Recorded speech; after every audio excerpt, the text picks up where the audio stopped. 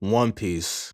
You know it, I know it. One of the most popular manga and most popular comics of all time, right behind Batman and Superman. It's kinda hard to escape it at this point as an anime fan, especially since it's the only series from Shonen Jump's Big Three going strong and releasing new chapters weekly, and the quality continues to increase. The franchise has been on a massive high recently. Not only are we inching closer to the live-action adaptation of the series, but the most anticipated moment of the Wano arc has finally been animated. Gear 5.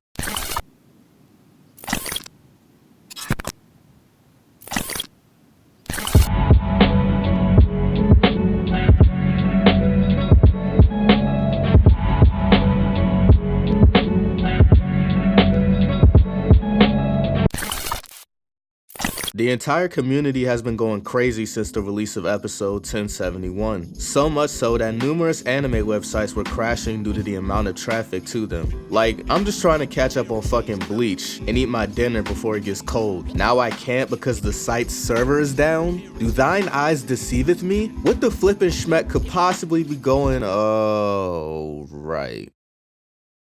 It is August 6th, isn't it? The internet lost its shit. Every tweet I saw was nothing but Gear 5. Gear 5 this, Gear 5 that. It made me want to put a car in Gear 5 right to my... If you've been living with Patrick Star, Luffy has finally unlocked Gear 5, essentially turning him into a full-blown Looney Tunes character. Funny enough, because the animation team actually brought in animators from all over the world, some who actually worked on Looney Tunes and those types of cartoons for the Gear 5 episodes. This was a wacky transformation in the manga amped up to the umpteenth degree for the anime. Everyone on the production team wanted this to be a memorable experience for the One Piece fandom. I've literally never seen anything like this, where the 12 principles of animation was stretched to this extent, no pun intended. To utilize that as an actual power is unheard of. We may get glimpses of that in the animation itself in some series, but Oda was like, nah, hold my straw hat. I'm about to show you ningens how it's done. He snorted that gum booger sugar and put that pen of his to work.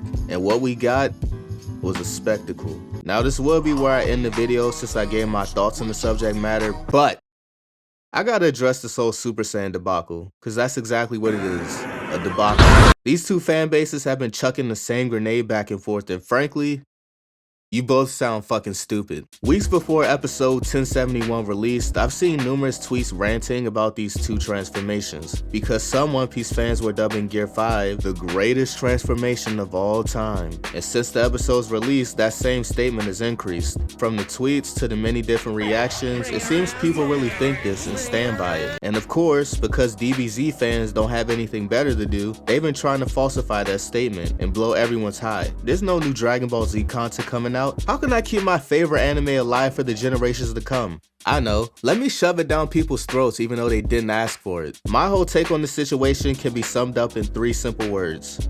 Just shut up. Just shut up. Shut the fuck up. Wait, Jay, that's actually forward. I don't care. Just shut the fuck up. Shut up. Who cares if people think that? In my opinion, Gear 5 may be the modern day Super Saiyan.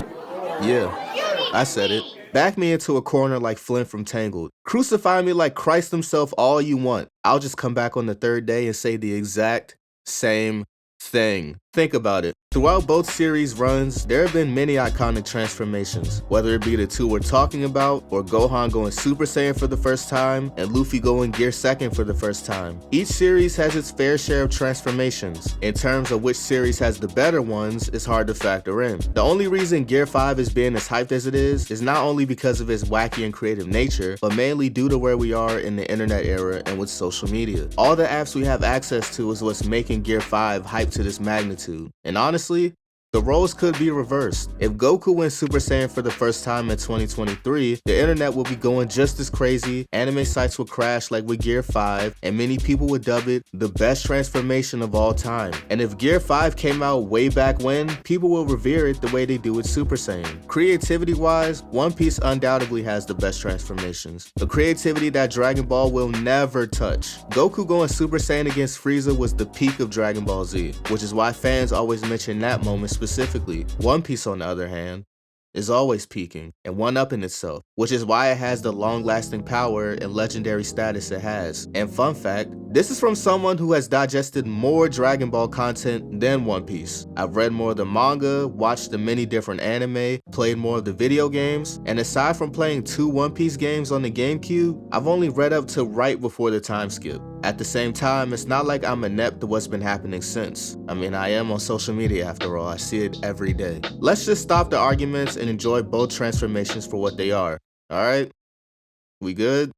Cool. Alright, that's my little 2 cents. This wasn't supposed to be a long video, I just wanted to give my opinion on the matter since it's been a heavy topic on social media recently. What do you think of Gear 5? Did it deserve all the hype that it got online? Is it the best transformation of all time? Ooh, that rhymed, and so did that. Bars. I'd love to hear your thoughts below in the comments. Like and subscribe if you rock with the video. Till next time, deuces.